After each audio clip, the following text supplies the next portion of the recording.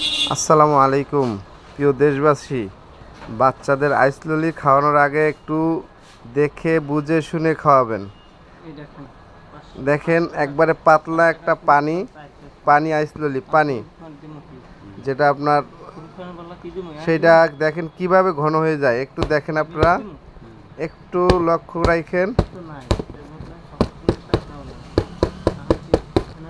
কি ধরনের chemical use করতে আছে কোম্পানিগুলো, যা আমাদের বাচ্চাদের কিডনি ড্যামেজ হয়ে যাবে যদি আমরা খাওয়াই।